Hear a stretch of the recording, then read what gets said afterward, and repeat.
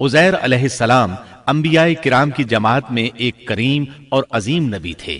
اللہ تعالیٰ نے انہیں ایک بستی کی طرف چلنے کا حکم دیا۔ وہاں پہنچے تو بستی ویران تھی، بے آباد تھی۔ اب یہ حیران ہوئے کہ مجھے یہاں کس لیے بھیجا گیا۔ ایسے میں خیال آیا اللہ تعالیٰ اس مردہ بستی کو کیسے زندہ فرمائیں گے۔ یہ خیال تعجب کے طور پر تھا۔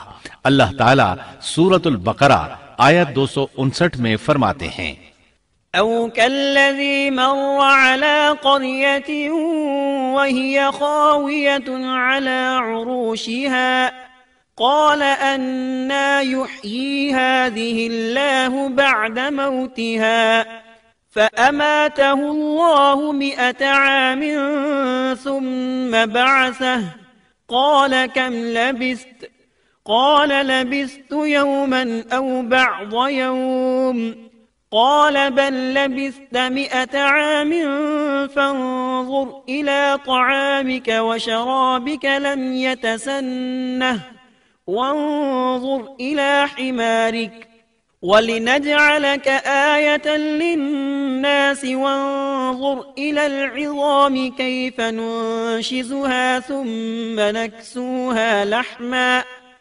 فلما تبين له قال أعلم أن الله على كل شيء قدير۔ یا اس شخص کی مانند کہ جس کا گزر اس بستی پر ہوا جو چھت کے بل اوندھی پڑی ہوئی تھی۔ وہ کہنے لگا کہ اس کی موت کے بعد اللہ تعالیٰ اسے کیسے زندہ کرے گا، تو اللہ تعالیٰ نے اسے بھی موت دے دی 100 سال کے لیے۔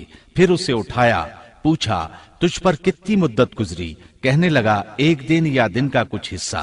اللہ تعالیٰ نے فرمایا تو 100 سال تک ٹھہرا رہا۔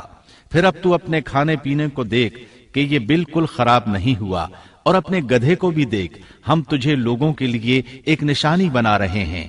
تو دیکھ کہ ہم ہڈیوں کو کس طرح جوڑتے ہیں، پھر ان پر گوشت چڑھاتے ہیں۔ جب یہ سب ظاہر ہو چکا تو کہنے لگا میں جانتا ہوں اللہ تعالیٰ ہر چیز پر قادر ہے۔ اللہ تعالیٰ نے نیند کی حالت میں عزیر علیہ السلام کی روح قبض کی تھی، اس لیے انہوں نے جواب دیتے وقت سمجھا کہ شاید وہ سو رہے ہیں۔ انہیں یہ احساس بھی نہ ہوا کہ میں تو اتنا عرصہ مردہ رہا ہوں۔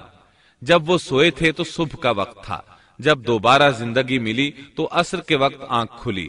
اسی لیے اللہ تعالیٰ کے سوال کے جواب میں انہوں نے کہا میں 1 دن یا دن کا کچھ حصہ سویا رہا ہوں گا۔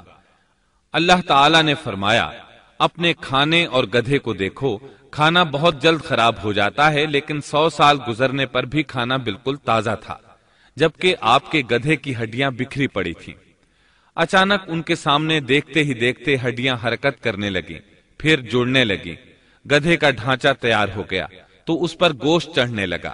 اس طرح گدھا زندہ ہو گیا اور آواز دینے لگا۔ یہ دیکھ کر عزیر علیہ السلام پکار اٹھے، واقعی میرا پروردگار ہر چیز پر قادر ہے۔ ان کی اس عارضی موت کے دوران وہ بستی آباد ہو چکی تھی۔ عزیر علیہ السلام نے ان سے پوچھا کیا تم لوگ عزیر کو جانتے ہو؟ انہوں نے کہا جی ہاں، انہیں فوت ہوئے 100 سال سے زائد عرصہ بیت چکا ہے۔ تب عزیر علیہ السلام نے انہیں بتایا میں ہی عزیر ہوں۔ انہیں یقین نہ آیا۔ وہ ایک بڑھیا کو لے آئے، اس کی عمر 120 سال تھی۔ انہوں نے اس سے عزیر علیہ السلام کے بارے میں پوچھا۔ اس نے عزیر علیہ السلام کی 10 نشانیاں بیان کی۔ وہ سامنے کھڑے عزیر علیہ السلام کو دیکھ رہے تھے، تب انہیں یقین آیا۔ عزیر علیہ السلام ان کے درمیان قیام پذیر رہے۔ آپ نے انہیں نئے سرے سے تورات کی تعلیم دی۔ وہ اس کو بھول چکے تھے۔ بستی والے ان سے بہت متاثر ہو گئے، ان کی تعظیم کرنے لگے۔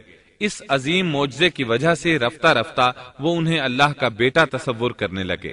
اللہ تعالیٰ سورہ توبہ آیت 30 میں فرماتے ہیں وقالت اليهود عزير ابن الله،